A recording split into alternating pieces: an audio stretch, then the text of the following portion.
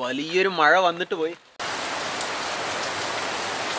അടുത്ത വലിയ മഴ വരാൻ നിൽക്കുന്നുണ്ട്. നല്ല മഴയത്ത് നല്ല ചൂട് പൊറോട്ടയും ചിക്കൻ കറി ഉണ്ടാക്കുന്നുണ്ട്. ഇന്നത്തെ കുക്ക് ഞാനല്ല, അച്ഛനാണ്.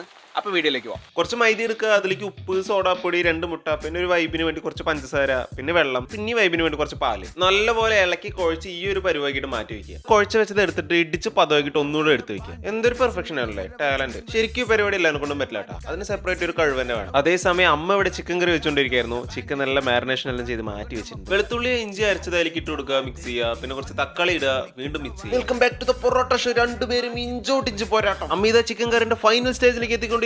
ഓ, നിങ്ങൾ ഇത് കാണുക. Why this man called is king?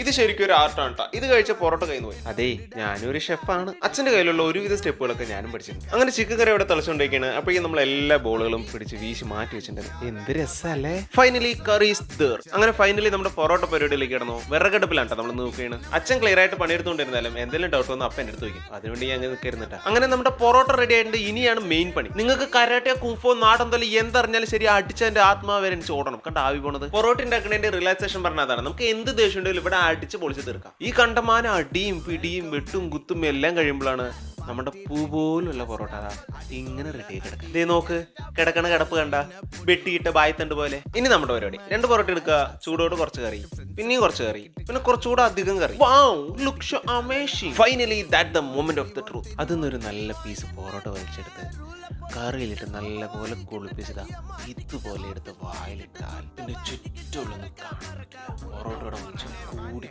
ഞങ്ങൾ ഉണ്ടാക്കിയതുകൊണ്ട് പറയല്ല മക്കളെ, ഇതാണ് സ്വർഗം. എല്ലാവർക്കും പുതിയൊരു വീഡിയോ കാണാം. അതായിരിക്കും ടാറ്റാ ബൈ ബൈ.